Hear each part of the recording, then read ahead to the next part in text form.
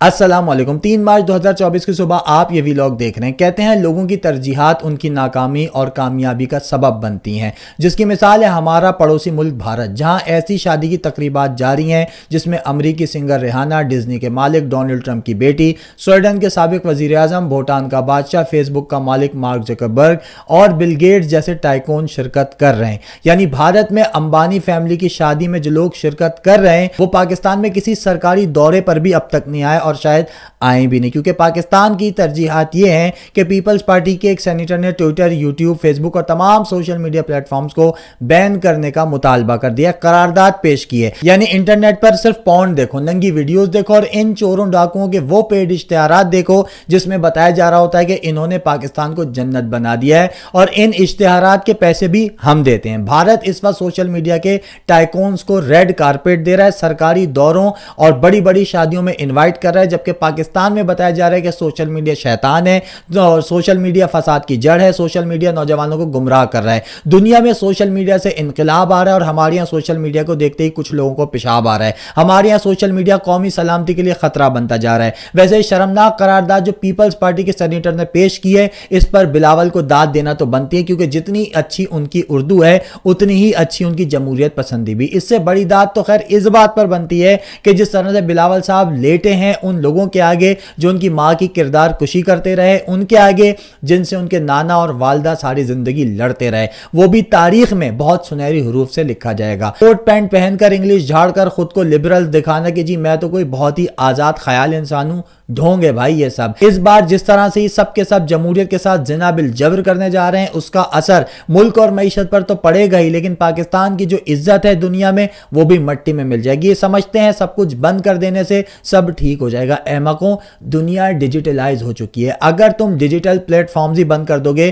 تو پاکستان میں سرمایہ کاری کہاں سے آئے گی؟ کون پاکستان میں بزنس کرے گا اور کیوں کرے گا جب آئے دن انٹرنیٹ بند ہوگا؟ پچھلے 2 سالوں میں 20,000 سے زائد پاکستانی دبئی کے اندر اربوں ڈالرز کی سرمایہ کاری کر چکے ہیں۔ کیوں؟ کیونکہ پاکستان پر جو مسلط ہوئے اور جنہوں نے ان کو مسلط کیا وہ سمجھتے ہیں کہ ہم صرف کھیتی باڑی کر کے ہی چاند پر پہنچ سکتے ہیں۔ میرے بھائی اس طرح تو آپ چاند پر کیا سورج پر بھی پہنچ جاؤ گے، لیکن اس کے لیے شرط یہ ہے کہ فصل افیم کی لگانا، تاکہ پہلے کش میں چاند، دوسرے کش میں سورج، تیسرے کش میں مارس اور چوتھے کش میں بلیک ہولز بھی دیکھ کر آ جاؤ۔ اس کے علاوہ دوسرا کوئی آپشن نہیں ہے کھیتی باڑی کر کے پاکستان کو چاند پر لے کر جانے کا۔ اور سوشل میڈیا پر جو پابندی لگانے کا مطالبہ کیا جا رہا ہے اس کے پیچھے بنیادی وجہ یہ ہے کہ وہاں پر جھوٹ نہیں چلتا۔ یعنی سوشل میڈیا اتنا تیز ہو چکا ہے کہ آپ کا جھوٹا بیان سیکنڈز میں پکڑا جاتا ہے۔ اس کی مثال یہ مریم نواز کا ٹویٹ دیکھ لو جس میں وہ اعلان کر رہی ہیں کہ لاہور میں پاکستان کا پہلا سرکاری کینسر فری اسپتال بنایا جائے گا، اور ان کے ٹویٹس کے نیچے ہی کمیونٹی نوٹ لگا ہوا ہے کہ پاکستان کا پہلا کینسر فری اسپتال عمران خان کا بنایا ہوا ہے جس کا نام شوکت خانم ہے۔ اس کے بعد خواجہ آصف کا ٹویٹ جو انہوں نے عمران خان کے IMF کو خط سے متعلق کیا ہے، اس پر بھی کمیونٹی نوٹ لگا ہوا ہے کہ یہ شخص ریحانہ ڈار سے بہت بھاری مارجن سے ہارا تھا لیکن دھاندلی کے ذریعے جیت گیا۔ عمران خان کے IMF کو خط لکھنے پر تنقید کرنے والا یہ خواجہ آصف ماضی میں اسی IMF سے متعلق بہت سخت نظریہ رکھتا تھا، اور یہ کمیونٹی نوٹس آپ کو زیادہ تر بلکہ 99% نون لیگیوں کے ٹویٹس پر ہی ملیں گے، کیونکہ ایک تو یہ اتنے پڑھے لکھے نہیں ہیں، اوپر سے یہ پڑھنا چاہتے بھی نہیں ہیں۔ جھوٹ اتنا بولتے ہیں کہ ہر دوسرے ٹویٹ پر کمیونٹی نوٹ لگ جاتا ہے، اور الحمدللہ ماشاءاللہ یہ جانتے ہوئے بھی کہ پکڑے جائیں گے پھر بھی جھوٹے ٹویٹس کرتے ہیں۔ اس لیے بند کرنا ہے ٹویٹر، فیس بک اور انسٹاگرام۔ اس کے علاوہ ایک اور خبر جو گردش کر رہی ہے وہ یہ ہے کہ حکومت نے ٹویٹر اور فیس بک استعمال کرنے والوں کا ڈیٹا مانگا تھا، جس پر ٹویٹر، ٹک ٹاک اور فیس بک نے پاکستانی حکومت کو کسی بھی قسم کی معاونت اور یوزرز کا ڈیٹا دینے سے یہ کہہ کر انکار کر دیا کہ یہ ہماری پالیسی اور فریڈم آف اسپیچ کی خلاف ورزی ہے، جس کی وجہ سے پیپلز پارٹی کے تھرو سینیٹ میں قرارداد لائی گئی کہ ٹویٹر، ٹک ٹاک بین کر دو، تاکہ اس قرارداد کے ذریعے کمپنی کو بلیک میلز کیا جائے کہ اگر تعاون نہ کیا تو بین کر دیں گے۔ مطلب اب پاکستان میں مریم نواز کی عادتوں کو پالیسی بنا لیا گیا کہ بلیک میلز کر کے کام نکلوا لو۔ تو بھائی ٹویٹر اور فیس بک کی کمپنیوں کو گھنٹہ فرق نہیں پڑتا، پوری دنیا اب ان کی محتاج ہے، نہ کہ یہ دنیا کے بڑے بڑے بزنسز انہی سوشل میڈیا پلیٹ فارم سے اربوں ڈالرز کما رہے ہیں، اور خود پاکستان کے اندر بھی یہ پلیٹ فارمز ڈالرز لانے کا ذریعہ ہیں۔ یہ کوئی آپ کے ججز، سیاستدان یا اور لوگ نہیں ہیں جو بلیک میل ہو جائیں گے۔ اگر آپ کے پاس ان کی ننگی ویڈیوز بھی ہوتی نا تب بھی یہ بلیک میل نہ ہوتے بلکہ کہتے شوق سے لگا دو, ہمارے پاس بھی ہماری ننگی ویڈیوز ہیں, ہم بھی لگا دیتے ہیں.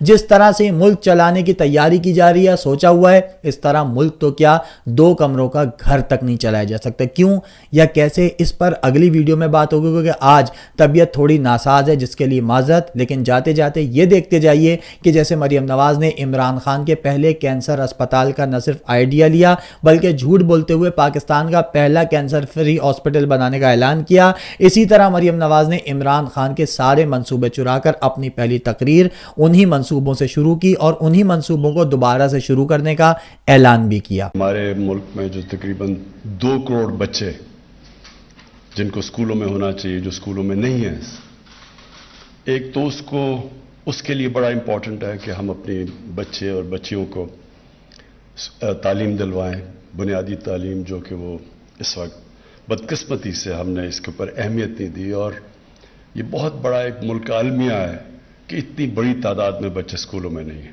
ہم کوشش کر رہے ہیں کہ ان کو اور یہ غریب گھرانوں میں بچوں کا یہ مسئلہ ہوتا ہے, اور اگر ان کو انسینٹیوز دیں, اسٹائپنڈز دے رہے ہیں, تو ایک تو یہ اس کا پہلو ہے. میرے سامنے آج وہ بچہ ہے جو اس وقت تعلیم حاصل نہیں کر رہا, اسکول سے باہر ہے. تعلیم کی سہولت اس کو کسی نہ کسی مجبوری کی وجہ سے میسر نہیں ہے. پنجاب کا کوئی بچہ وسائل کی کمی کی وجہ سے اسکول سے باہر نہ ہو. ہم نے اپنے وعدوں پر عمل کرتے ہوئے 9 ہسپتالوں پر کام شروع کیا, جن میں نشتر 2 ہسپتال ملتان, چلڈرن ہسپتال Bahawalpur, D G Khan institute of cardiology, burn centre Bahawalpur, Mianwali, لیا, اٹک, بہاول نگر اور راجن پور کے مدر اینڈ چائلڈ ہسپتال شامل ہیں.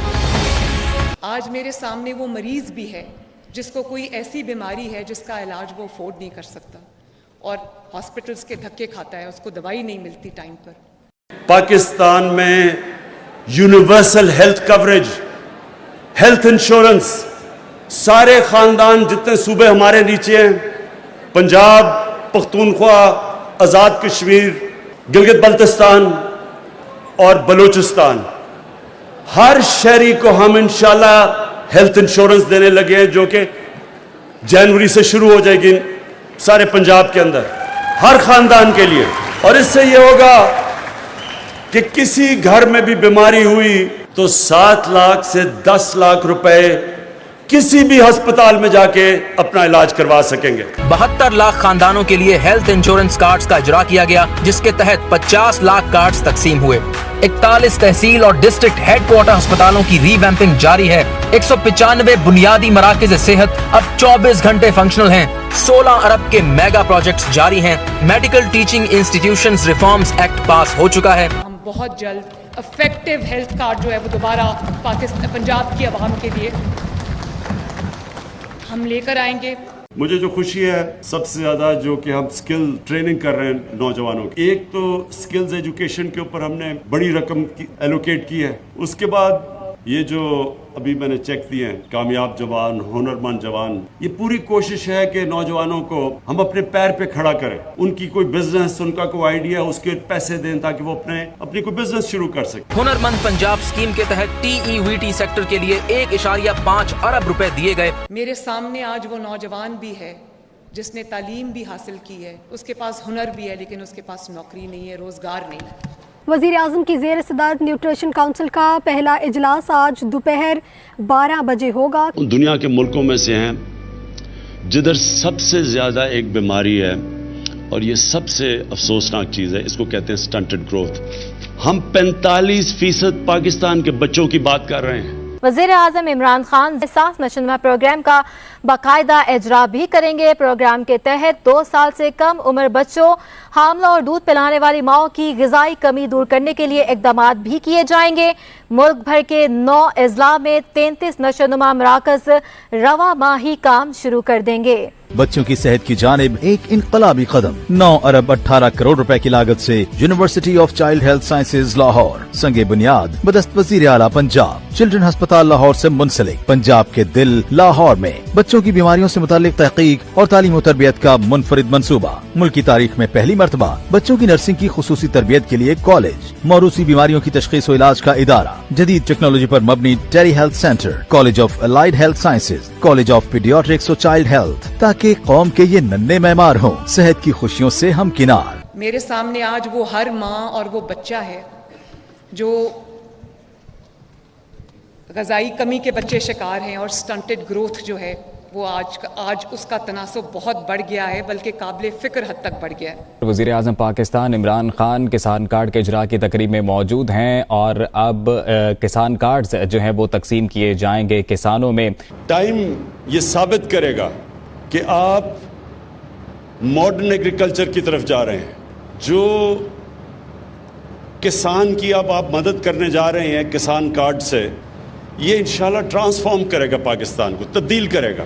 किसानों को मंडियों और मॉडल बाजारों में किसान प्लेटफॉर्म की मुफ्त फरामी, गन्ने और गंदम के काश्तकारों को तारीख में पहली बार पूरा रेट मिला। किसानों के 26 अरब के बकायाजात शुगर मिल से रिकवर कराए गए। वजीर आजम एग्रीकल्चर इमरजेंसी प्रोग्राम के तहत मुख्तलिफ स्कीमों के लिए इन 5 सालों में तकरीबन 65 अरब रुपए खर्च किए जाएंगे। खादों पर तारीखी सब्सिडी दी गई। मेरे सामने वो छोटा किसान है जिसका आमदनी का जरिया, जिसके ऊपर हमारी इकोनॉमी चलती है, और वो हमारी तरफ देख रहा है। 10 स्पेशल इकोनॉमिक जोन्स की मंजूरी हुई, जिनमें रहीम यार Khan industrial state, Bhalwal industrial state, Vehari industrial state, कायदे आजम business park, small industrial state Gujranwala, small industrial state Wazirabad, M3 industrial city Faisalabad, value addition city Faisalabad और अल्लामा इकबाल इंडस्ट्रियल सिटी फैसलाबाद शामिल हैं। छोटे बिजनेसमैन हैं, बड़े बिजनेसमैन हैं, दरमियाने साइज के उनके बिजनेसेस हैं। मेरा विजन है कि पंजाब को हम एक जो इकोनॉमिक हब, बिजनेस का हब बनाएं। अवामी शिकायत के लिए रिपोर्ट करप्शन एप्लीकेशन मुतारिफ कराई गई। मेरी हेल्पलाइंस खुली हों, चाहे वो यूथ के लिए हो या खवातीन के लिए हो या वो आम इंसान के लिए हो। ट्रांसपेरेंसी का सबसे आसान तरीका इज डिजिटाइज करना गवर्नमेंट के प्रोसेसेस। डिजिटल पाकिस्तान प्रोजेक्ट, इसके ऊपर पूरा जोर लगाएंगे।